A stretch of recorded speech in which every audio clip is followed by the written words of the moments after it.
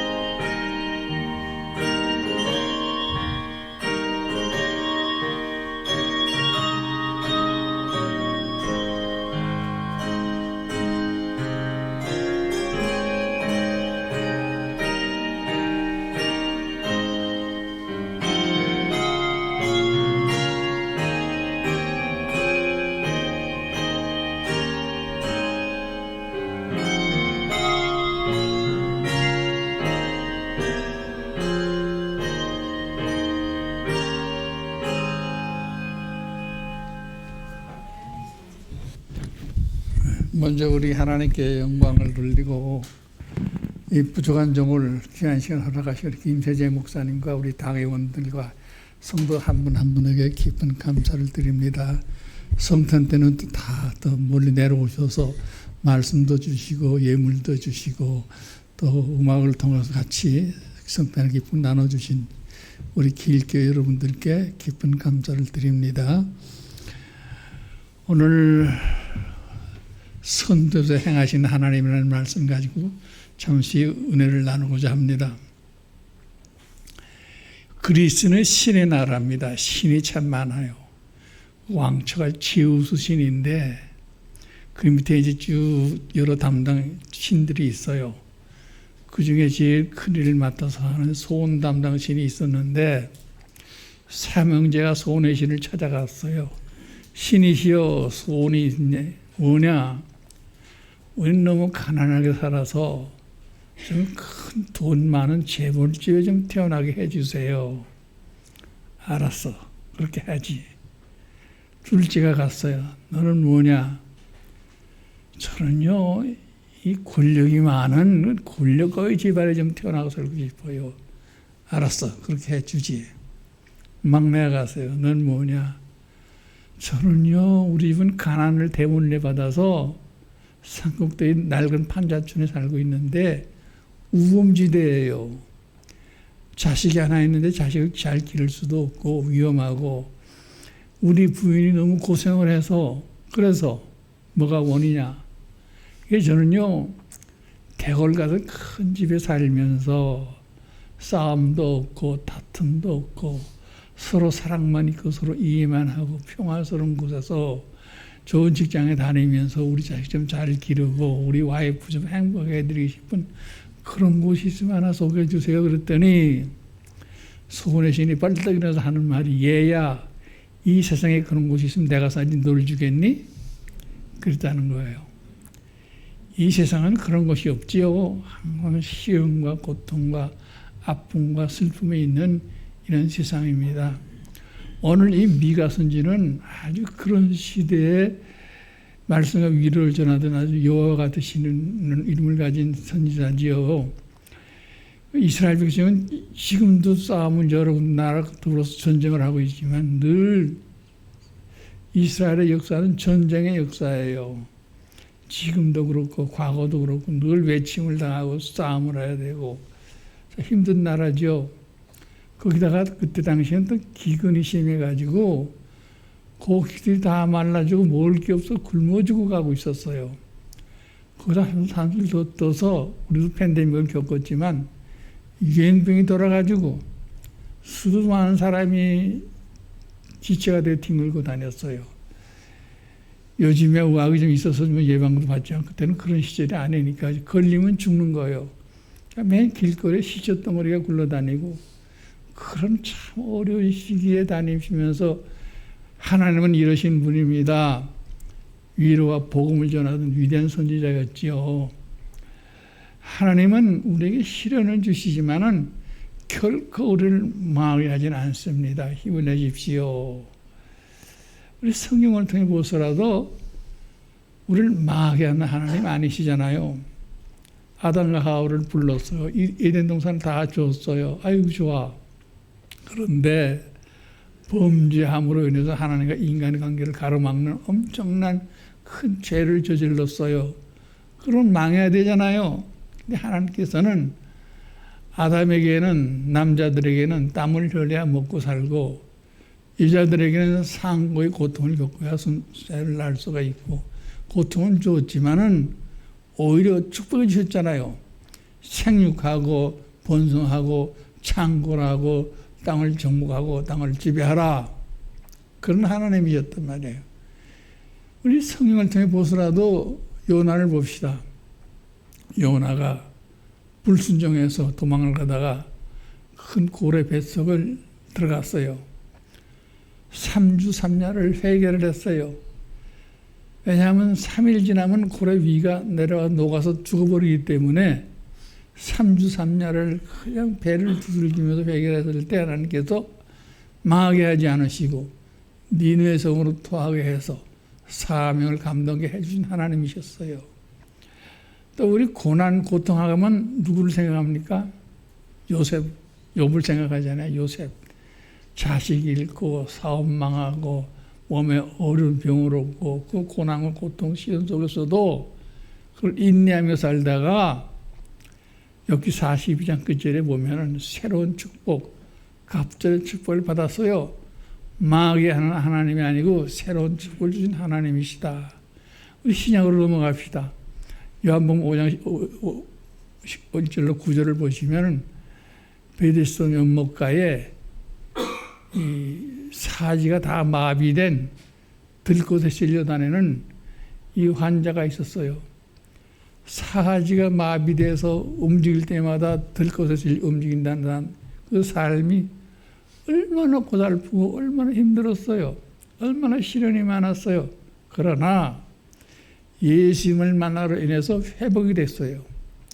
또 한 번을 듭시다. 사도행전 3장에 보면은 날 때부터 앉아있는 안진뱅이 얘기가 나와요. 내가 이렇게 설 수 있다는 거 얼마나 큰 축복인지 몰라요. 설 수 있다는 자체가. 날 때부터 안진뱅이에요. 24시간 365일 언제나 앉아만 있어야 돼요. 그럼 예배 시간 오서 한 2시간 지나면 시계 보잖아요.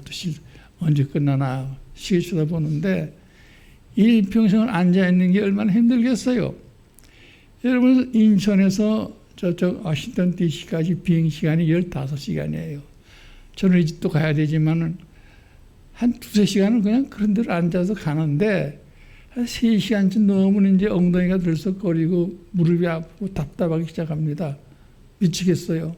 그럴 때마다 저는 문간 앉아도 안진뱅이를 생각하면서 아유 평생 앉아있는 안진뱅이 있었는데 뭐 그래서 그 안진뱅이 생각하면서 참고 15시간 동부까지 가곤 합니다.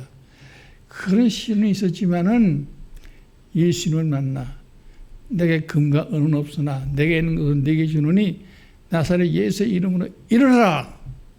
일어났습니다. 걸었습니다. 뛰어봤습니다. 여호와를 찬양하고 영광을 돌렸습니다. 시련은 주시지만은 결코 끝은 망하게 하는 하나님이 아니시다는 거예요. 여러분 우리는 신앙생활 하면서도 가끔씩 사업도 실패하고 망하기도 하고 가정에 어려움도 당하고 힘든 일도 겪습니다만은 결코 망하게 하시는 하나님은 아니시잖아요. 유대의 그 유명한 세균학자가 있었어요. 틸 폴리티라고. 이 폴리티가 마약 예방 주사를 치료약이죠. 주사를 개발하는데 605번을 실험에 실패했어요. 뭐 한 2번, 2-3번, 10번이야 참을 수 있지요. 100번도 인내심이 강한 사람은 참을 수도 있을 거예요.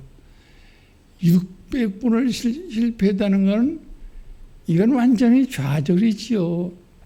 지겹지요. 만지기도 싫을 거예요. 그러나 하나님 믿는 분이었어요. 하나님은 결코 끝을 망하게 하는 하나님 아니기 때문에 나는 믿습니다 하고 한 번만 더 해보자. 한 번을 더 했는데 성공을 했어요. 606번 만에. 그래서 그 약 이름이 606호예요. 매독 치료제죠. 그게 참. 그래서 그가 쓴 책이 있어요. 왜 포기하십니까? 포기하지 마십시오. 우리에게 시련과 연단은 있지만 이런 연단은 나를 정까지 쓰기 하나님의 새로운 뜻이기 때문에 우리가 이 시련을 감당할 수 있고 우리를 망하게 하는 하나님은 절대 아니십니다 하고 용기를 주는 얘기를 많이 하고 다녔어요. 그렇습니다. 저는 어떤 성도의 시를 읽은 적이 있어요. 늘 가슴이 와 닿습니다.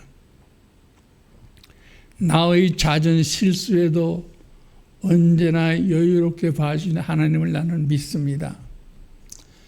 난 오늘도 다시 이 하나님을 바라보며 마음을 추스려 봅니다. 삶의 모델이 되신 주님이시기 때문에 그 주님의 말씀, 그분의 가르침, 그분의 행동을 닮으려고 애쓰고 살고 있습니다. 주님도 많은 시련을 당하셨잖아요. 그러나 부활하셨잖아요. 승리하셨잖아요. 저도 지금도 많은 시련과 어려움을 당하고 있지만 주님을 닮아서 반드시 재활해서 하나님께 영광을 돌리는 삶을 살려고 합니다. 아마 그 성도의 시가 여러분과 저의 시가 되기를 바라는 마음이 있어요. 그래서 우리 참 미가 선지는 좋은 예언만 하는 중에 오늘 봉독한 말씀이 보면은 미가서 2장 3절을 보고 내가 영어 성문을 찾아봤어요. 이렇게 기록되어 있더라고요. God opened the way for them. 하나님은 길을 열어주시고 길을 열어주실 뿐만 아니라 그 앞에 서서 맨 앞장에 서서 일을 행하신 하나님입니다. 용기가 나죠. 그래서 다윗이 시고백이 그겁니다. 주는 나의 방패시오 나의 산성이시라. 방패는 뒤에 놓으면 소용이 없어요. 방패는 앞에 놔야 날아오는 화살, 총칼을 막아낼 수가 있잖아요. 내 앞에 세우는 게 방패지요. 산성 높은 산 뒤에 숨어 있으면 포탄이 날아와도 기관총을 와서 대포를 쏴도 걱정 없어요. 그래서 하나님은 나의 방패시오 나의 산성이다. 좋은 예가 종교개혁가 루터가 있죠. 여러분 힘들다 해도 종교개혁이라는 게 종교 싸움이 제일 무서운 싸움입니다. 제가 체코 갔을 때 그 프라하에 다리가 있는데 다리에 막대들이 쫙 세워져 있어요. 제가 안내하는 사람이 물어서 저기 무슨 막대를 저기 다리까지 세우냐 했더니 이 종교개혁에 반대하던 목사들을 전부 목을 잘라서 그 장대에 매달려서 새들이 와서 쪼아먹도록 그렇게 했다는 거예요. 이 종교개혁이라는 게 종교전쟁이 무서운 겁니다. 이 교회에서도 교회 싸움하는 거 보면 굉장합니다. 굉장히 시민들 싸움은 종교 싸움이라는 게 무서운 거예요. 종교개혁, 그 당시에 로마 교황의 권리라는 건 세상을 흔들 정도로 엄청난 권리를 가진 그 개토릭 세력하고 싸우는 게 보통 힘든 일이니까 핍박과 죽음의 위협과 어려움을 당해서 번아웃 됐어요. 완전히 지쳤어요. 아이고 나는 못 참겠다. 난 포기하자. 에이 모르겠다. 방에 누워서 좌절을 하고 시름하고 누워있을 때 부인이 참 훌륭해요. 하루는 부인이 하얀 소복을 입고 쟁반에다 냉수 한 그릇 받쳐들고 루터 방으로 찾아 들어갔어요. 루터가 놀라서 여보 누가 죽었어? 죽었어요. 누가? 아버지가? 어머니가? 아내요? 삼촌이? 아내요? 누가 죽었어? 여보 하나님이 죽었어요. 뭐라고? 영원 무한 하나님이야. 당신 미쳤어? 하나님이 죽다니. 하나님이 죽지 않았으면 왜 당신이 그러고 누워있어요? 살아계신 하나님이신데 왜 이렇게 누워 계시냐고요? 그때 무릎을 탁 치며 루터가 일어나 벌떡 일어났어요. 맞아, 내가 잘못해. 당신 말이 맞아. 하나님은 살아계신 하나님이야. 나 다시 시작할 거야. 다시 일어나서 어려운 종교개혁 운동을 막 열심히 하다가 종교재판에 끌려가게 됐어요. 그 보름수에 종교재판소가 있는데 말이 종교재판이지 요식행위예요. 그 바로 재판소 옆에 사형장이 있어요. 그냥 요식행위죠. 사형에 처한다. 땅땅땅 금방 끌고 그냥 죽여버리는 거예요. 그게 보름수 종교재판소예요. 루터가 그 보름수에 출두하라 통지를 받았어요. 자기는 이제 죽는 거예요. 마지막 길이에요. 그가 보름수에 들어가서 부른 찬송이 유명하죠. 내 주는 강한 성이요 방패와 병기 되시니. 이 찬송을 부르면서 루터 보름수 재판소에 들어가서 지금도 가면은요 루터의 기도문이 이렇게 써 있습니다. 어떻게 써 있냐면요. 하나님, 내가 여기 서 있게 됐습니다. 나는 아무것도 할 수 없습니다. 나는 제로입니다. 하나님, 나를 도와주시옵소서. 그 기도문에 지금 저 직접 가서 읽었고 했어요. 나는 제로입니다. 나는 아무것도 할 수 없습니다. 여러분, 완전한 10이 뭡니까? 9 플러스 1, 5 플러스 5, 8 플러스 2, 7 플러스 3, 6 플러스 4, 10입니까? 진짜 완전한 10은 제로 플러스 10이 완전한 10인 거예요. 루트 한 얘기가 바로 그겁니다. 나는 제로입니다. 완전한 10 돼서 하나님께서 나를 건져 주시옵소서, 나를 살려 주시옵소서, 나를 책임져 주시옵소서. 그 기도문인 거예요. 정의재판을 받고 있는 도중에 소문이 났어요. 자, 평소에 루터를 존경하고 사랑하는 농민들이, 야, 우리 루터 선생님 정의재판소에 갔대. 야, 우리 살리자, 가자, 모여라. 여기저기서 루터를 따르던 모든 농민들이 새까맣게 모였어요. 말을 달려 포럼수 찾아 들어갔어요. 재판장 앞에 서 있는 루터를 탁 납치해서 말에 태워서 도망을 쳤어요. 경비원들이 놀라가지고 이 농민들을 취급을 하는데, 아무래도 농민들은 아마추어 말 타는 사람들이고 경비원들은 풀급이니까 속도가 다르죠. 근접이 와서요, 농민들한테 가까이 오게 됐어요. 루터가 또 잡히게 생겼어요. 그 농민들이 지혜가 있어요. 자, 일단 우리가 잡히겠으니까 여러 가지 길이 많으니까 한 팀이 루터를 태워서 막 달려라. 우리 나머지는 전부 셋들 편을 짜가지고 여러 갈래로 같이 도망가서 헷갈리게 만들자. 그래가지고 한 팀이 루터를 태우고 어떤 길로 가고, 다른 사람들도 서너 명씩 편을 짜가지고 여러 갈래로 막 갈렸어요. 경비원이 쫓아다 보니까 도대체 어느 팀에 루터가 있는지 알 수가 없잖아요. 그래서 못 잡고 되돌아간 거예요. 이것이 바로 완전한 시대에서 하나님의 역사하심이죠. 나는 제로입니다. 하나님 완전하십니다. 내가 지금 여기서 있습니다. 여기 어떤 어려움 겪고 있어요? 힘든 일 겪고 있어요? 사업이 안 돼요? 기도하세요. 하나님, 난 지금 사업이 망해갑니다. 나는 아무도 할 수 없어. 나는 제로입니다. 완전한 시대에서 하나님께서 책임져 주시고 다시 일으켜 주시옵소서. 하나님의 방법을 위해서 기도하시기 바랍니다. 우리에게 실현은 주지만 결코 우리를 망하게 하나님 결코 아니시기 때문입니다. 제가 이 말씀 우리 아버님께 주님께서 많이 설교를 많이 하셔서 제가 잘 귀에 익혀서 하는 얘기인데, 1950년 때는 12월 24일 그 시점은 이유입니다. 제가 6.25 때 70대 되신 분들은 6.25 전쟁에 조금 정이 있었다는 정도 이해하실 거예요, 아마. 50대, 60대 분은 전쟁을 전혀 모르고요. 지금 20, 30대 사는 전쟁 전혀 꿈에도 몰라요. 총 몇 발 쏘고 왔다 갔다 하는 전쟁이 알아요. 한심하죠. 참 힘들어요. 요즘 뭐 이스라엘, 우크라이나 전쟁을 보면서 저는 그때 피난민들이 얼마나 지금 어려움을 당할까. 그것 때문에 기도 많이 하고 지금 있습니다.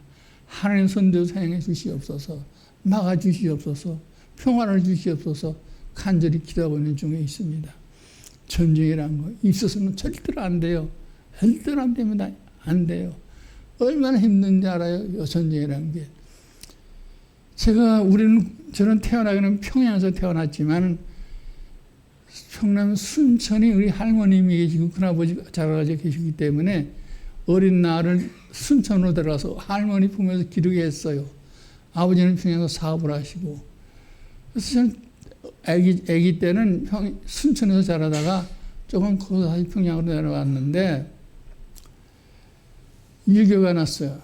8월 해방이 됐어요. 그래가지고 아버님이 남한에 내려와서 뭐 저는 잘 모릅니다만 어려서 모르지만 어떤 가정적인 뭐가 인연이 있어서 고위 공직자로 계셨대요. 요즘은 경제계획과 물가처장으로 계셨다는데 아버님께서. 그러니까 좋은 자리죠. 황금 자리죠.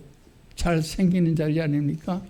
그래서 우리 어디 살았냐면 중구 장충동 1가 38번지 장충동에 살았고 장충 초등학교를 다니고 있었어요.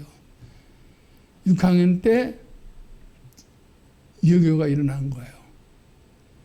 일본, 미군, 북한 선발대 탱크가 우리 대문 바로 앞에 정차되어 있었어요.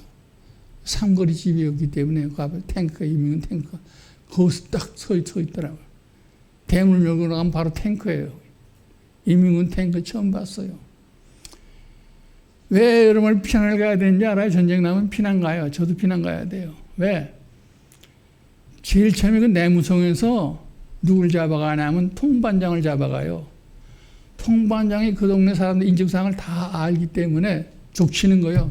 바로 말해. 이 집은 뭐 하던 사람이고 뭐 하던 누구야. 다 가지고 있잖아요. 통반장이 다 알잖아요. 제일 대표적 위험수 얻는 사람이 목사, 장로, 교수, 경찰가족, 군인, 정치인, 교수, 이런 사람들이 제1표적입니다. 이런 사람을 잡아다가 장춘당 공원에 나무에다 묶어놓고 총살을 다 봤어. 그것도 봤어요. 우리는 다 봤어요. 자신이 괭이 하나 주고 자기가 묻힐 땅을 파라 그래요. 그래서 세워놓고 총을 쏴요. 후대성에 제가 들어가면 못 죽였죠. 그렇게 죽였어요. 비참하죠. 저는 그 모습을 직접 본 사람이에요. 이 전쟁 상황을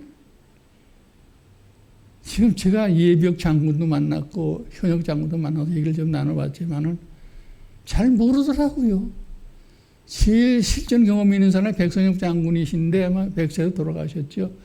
요새는 일본 위안부 얘기하고 뭐 할머니 몇 분 남았다 그러는데 사실 6.25 때 실전을 일반에서 시험한 사람은 저를 비롯해서 몇 사람 안 될 겁니다. 다 이제 돌아가시고. 사실 저는 요새 좀 귀한 존재로 좀 살고 있는 것 같아요. 누가 그런 얘기를 해준 사람이 누가 있겠어요? 우리 손자손녀들 정말 할아버지 전쟁 얘기 해주세요. 졸라서 그냥 재밌어가지고 주문 붙자면 할아버지 얘기해달라고 저러고 지금 있습니다만은 그래요. 그 세상을 너무 잘 알죠. 그래가지고 아버님이 뭐 목사하고 또 정치인이었으니까 제일 표적이죠. 그래가지고 또 이북서 내려왔고 그러니까 그분들이 어떻게 했냐 하면 이북서 갈다 내려온 사람들 저희 같은 표적 인물들은 다시 북송을 시켰는데 두 간대로 보냈어요. 한 편은 한 건 한경북도 아우지 탄광으로 강제노동소유죠. 한 편은 또 평양하면 신성천이라는 데가 있는데 거기도 강제노동소유소요. 아우지 탄광으로 가거나 신성천 탄광으로 두 중에 하나예요. 근데 우리는 그래도 하나님 보호하사 아우지 탄광 쪽이 아니고 신성천 탄광 쪽으로 배정이 돼가지고 차를 타고 기차를 태워서 올려보내는 거예요. 먹고 살 수도 없잖아요. 하늘을 없고 너 도와주는 사람 되는 것도 아니고 굶어 죽게 생겨서 아버님도 살아야 되니까 그냥 갑시다. 가겠어요. 갔어요. 청양역에서 기차를 타고 신성천을 가는데 오래 걸렸죠. 기차가 완행열차에다. 그래서 내려가지고 한 동네가 있는데 철조망을 치고 이제 경비원들이 검찰하면서 남자 15세 이상 남자들은 새벽 6시부터 밤 10시까지 강제 노동을 시키고 그랬어요. 저는 그때 12살이었기 때문에 그래도 초등학교 6학년이니까 이북은 학교제가 초등학교 5학년까지더라고요. 6학년 다니다 왔다니까 중학교를 집어넣더라고요. 신성천 중학교를 다녔어요. 빨갱이 중학교죠. 그래서 러시아어도 조금 배웠어요. 그런데 우리 반장이요. 공산당 간부의 아들이 그 반장을 하는데 반장만 이렇게 명패에다 빨간 줄 하나 딱 그 명패를 다. 이건 정말 무서워요. 제가 서울서 온 애니까 얼마나 나를 하타임을 주고 때리고 너 죽여 살려 협박을 하고 근데 얼마나 무서운지 가슴이 덜덜 떨려서 도대체 학교에 붙어 있을 수가 없어요. 에라 이래가지고 죽을 뻔한 나는 도망가자 그래가지고 밤중에 그냥 그 30리길 들판을 그냥 혼자 막 달려서 도망가가지고 집으로 못 들어가고 산속에서 살았어요. 산속에 숨어서 산다가. 그렇게 지났는데 하루는 저녁 늦음에 이거 너무 시간 많이 가서 지루할까 봐 어떻게 그만둘까 할까요? 이거 하려면은 다 하려면 한 10시간 걸리는데 10시간 동안 앉아있을 수는 없잖아요. 제가 그걸 100분의 1로 줄여서 한 10분만 더 할게요. 10분만. 궁금하더라고. 다음에 기회 또 하라고. 하루 전에 해가 저녁 무렵인데 공산당원 5명이 기관총을 들고 들어오는 거예요. 72발짜리 둥그라고 달린 거 있어요. 72발짜리예요. 기관총인데. 그걸 두고선 5명이 탁 들어오는데, 야, 분위기가 이상해요. 다 모이라는 거요. 다 모이라는데, 기분이 이상해. 지금 미제 국방군이 쳐들러 올라와서 우리 잠시 저쪽 북쪽으로 피난을 가는데 상부에서 지시가 내리기를 다 바빠 죽겠네 끌고 가기 힘드니까 다 이렇게 하고 오라 그랬다고요. 이렇게 하는 게 뭐예요? 죽이고 오라 그러면 우린 다 죽었잖아요. 막 가족끼리 서로 부둥켜하고 울고 난리가 난 거지요. 저희도 마찬가지고. 근데 공산당 하나가 우리 아버지 앞에 오더니 아버지 목에다 총을 들이대는 거예요. 아이고 아버지도 죽이는 줄 알았어요. 그랬더니 공산당이 아버지한테 그러는 거예요. 저 옆에서 봤어요. 너 목사라 그랬지? 아버님이 담대하셨어요. 네. 우리 죽은 아들, 그때 내가 그걸 빼먹었네. 우리가 신정선 올라갈 때 기차 안에서 그 공산당 아들이 하나가 무슨 병이냐 죽었어요. 공산당도 자식 죽으니까 슬퍼하더라고요.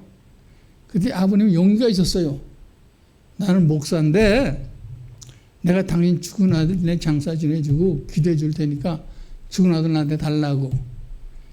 공산당 고맙다 그러면서 아버지가 그 죽은 아들을 받아가지고 기차 그 옆에 묻어주고 십자가 만들어 꽂아주고 기도해주고 한 5분 동안 잠깐 동안 순간이었어요.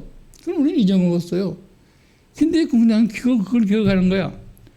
너 우리 죽은 아들에서 기도해 줬잖아. 내가 그때는 감사했다. 내가 그걸 받는 거는 보답하는 거니까 너는 내 새끼들 다 이리 와. 그래서 뒷문을 열어주더니 도망가. 그래가지고 우리 가족만 뒷문으로 도망가서 거기가 신성천이 순천하고 뭐 가까워요. 우린 고향이 아버지 잘 알기 때문에 순천을 잘 알잖아요. 지역을.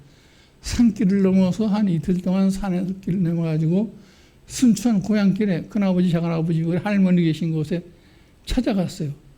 우리가 산을 한참 넘어가는데 멀리서 두두두두두두두두두두두두두 기관총 소리가 들리더라고요.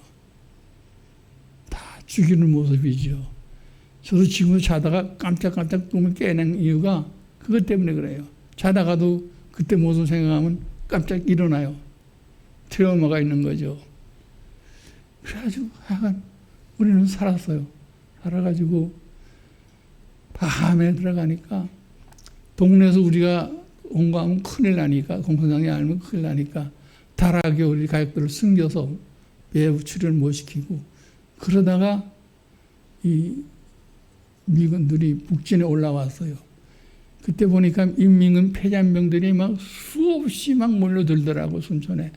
몰려드는데 한참 모여들었는데 갑자기 어느 날 이북 사람은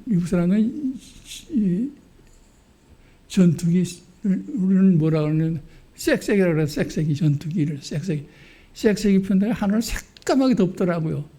왜 이런가 싶었는데 막 그 순천 그 주위를 전부 때려 부시고 폭탄 던지고 기관총 사격하고 그러니까 이제 인민군 잔재병들을 전부 괴멸시키려고 한 서너 시간을 그러더니 큰 팽이가 막 날아오더니 수송기죠. 공문에서 낙하산 틀어시키는 거예요. 낙하산 공중대죠.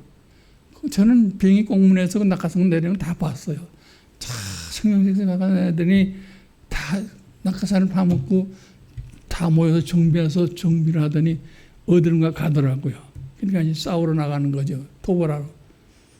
그래가지고 그분들이 두만강, 압록강까지 갔잖아요. 두만강 물도 마시고 회수를 했다 그랬잖아요. 완전 통일되는 건데 김일성이 후군 달았죠. 모택당 쫓아가서 형님 우리 좀 살려주세요. 중국은 그때 정말 거렁뱅이 형편없는 나라입니다. 요즘 저렇게 돈만 다 꽝꽝거리지만요. 그때만 해도 아주 거렁뱅이기도 거렁뱅이에요. 정말 이거 하나가 사람만 많았어요. 모택동에 알아? 내 100만 줄게. 100만 명을 보냈어요. 인해 전술이죠. 총알바지로. 그래가지고 뭐 가물에 숙여도 100만이 밀려오니까 시체를 넘어오니까 미군이 또 인격적인 나라니까 그렇게는 할 수는 없잖아요. 죽여도 오니까. 그래서 인해 전술로 인해서 후퇴를 하게 되잖아요. 근데 후퇴를 출출하는데 동부 지역에 원산, 함흥 이렇게 사는 사람들은 미국에서 인도주의로 큰 군함을 마련해가지고 배를 태워가지고 거제도, 제주도를 이송을 해줬지만 중부 지역에 사는 사람들은 제 아는 교수님은 양 데리고 산을 넘어서 양의 젖을 짜먹어가면서 월남했다 그러더라고요. 우리는 서부 지역이니까 그런 게 없잖아요. 그냥 도보로. 그때 우리 큰아버지, 작은아버지 소우마차에다가 우마차 알아요? 달구지라 그러죠. 거기다가 애들은 지문과 애들은 그 태우고 어른들은 그 우마차 뒤를 따라서 도보로 쭉 며칠을 내려와서 평양 시내를 거쳐서 대동강까지 왔는데 다리는 끊어지고 배 한 척은 없고 어떻게 사람들은 와글거리고. 근데 모란봉 쪽이 대동강의 열목이 가장 좁은 지역이에요. 그러니까 얼음이 얼은 거예요. 그래서 모란봉 쪽으로 가가지고 그 열목까지 가서 얼음 위를 건너가는데 이 달구지 소가요 얼음 위를 못 가잖아. 미끄러워서요. 그러니까 광목, 천을 갖다가 쭉 소 앞에다 이렇게 깔아서 대접을 하는 거예요. 그럼 소가 광목길을 걸어서 가요. 그럼 다 지나가면 또 다시 빼가지고 그 앞에다 또 회줘요. 그럼 그게 또 소달구지가 또 넘어가요. 이래가지고 대동강을 걷는 거예요.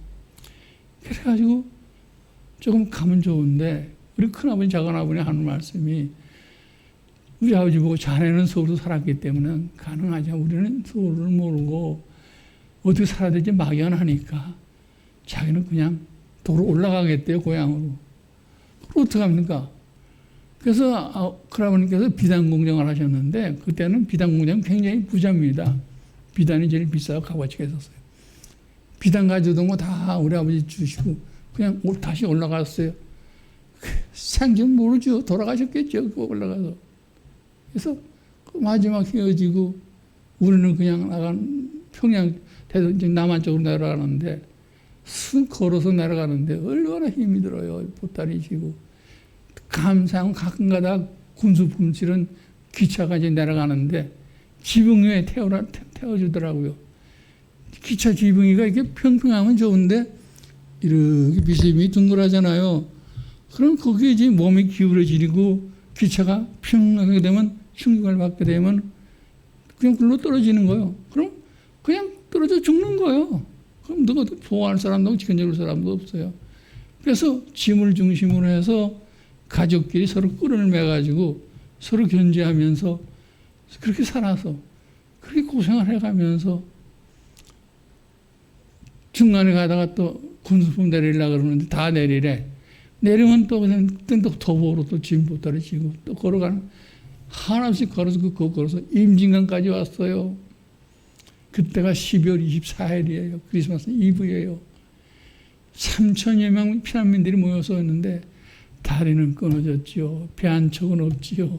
어떻게 겨울철에 수영회 갈 수도 없고 이젠 죽었다. 근데 나룻배 하는 사공이 하나 있었어요. 나룻배 조그만 5인승에 나룻배 사공 하나하고 나머지 4명 더 타요. 그 배가 하나 땅에 있었어요. 어떻게 피난 가시는지 몰라. 돈 준다 그래도 소용없어. 돈 그때 2,000원 나면 돈 필요 없습니다. 5만 원짜리 휴지하게 아무 필요 없어요. 화장지로도 안 써요. 금은 그 사람들 그 나로는 금도 모르더라고요. 그분이 하는 건 단지 비단이에요. 비단값이 비싸니까. 그래서 아버님이 우리 비단 다 줄 테니까 우리 가족 태워달라고. 우리가 당선이 돼서 승본을 받게 됐어요. 하는데 이게요, 4명뿐 못하잖아요. 우리 8식구였어요. 아버지, 어머니, 아들 둘, 딸 둘, 넷. 가족이 갈라져요. 아버지, 아들 하나, 딸 둘, 어머니, 아들 하나, 딸 둘. 편을 갈랐어요. 아버지가 너는 나가야 돼. 나를 잘 끌어가더라고요. 그래서 아버지하고 나하고 내 동생, 여동생 둘하고 한 편. 그래가지고 먼저 우리가 배를 타게 되는데요. 이 북쪽에 그렇게 완전히 또 얼음 녹아가지고 얼음 큰 덩어리가 둥둥 떠내려왔어요. 조그만 나루 빼고 가다 얼음 덩어리가 부닥치면 뒤집히는 거예요. 그건 끝나는 거예요. 다 죽는 거예요. 또 새벽하고 낮에는 미군 정찰기가 이 강을 이렇게 순회를 해요. 그냥 인민군들이 도강에 들어올까 봐 순회를 해요. 그것도 위험도 있고 가끔씩 또 포격을 해요. 엄포사격이죠. 1분에 하나 빵 뜨면 빵 포탄 또 떨어지고 그래요. 그러니까 얼음에 부닥치지 말아야 되고 정찰기에 안 걸려야 되고 포탄에 안 맞아야 되고 살 가능성은 10%도 안 되죠. 그래서 가족이 헤어지는데 그때 눈물 흘린 거 말할 수 없지요. 그래도 어떻게 해요? 강을 건너가는 어머니의 마음은 어떻고 아버지의 마음은 어떻고 그래도 하나님 은혜로 건너갔어요. 그래서 올라가지 못하고 뚝 밑에 쭉 앉아있는 거예요. 위로 올라가면 또 미군들이 총을 쏘니까 올라가지 못하고 뚝 밑에서 쭉 앉아 기다리는 거예요. 다시 배가 돌아갔어요. 무사히 건너갔어요. 어머니가 탔어요. 또 가슴 조이는 마음을 기다리는데 얼음에 안 부닥치고 정찰기에 안 걸리고 왔어요. 8식구 다 건너갔어요. 밤새가 왔다 갔다 하면서 한 100여 명이 뚝 밑에 앉아있게 돼서 쭉쭉 앉아서 죽으려면 기다리는데 저희 아버님이 요수와 역할을 하는 거예요. 여러분, 나는 목사입니다.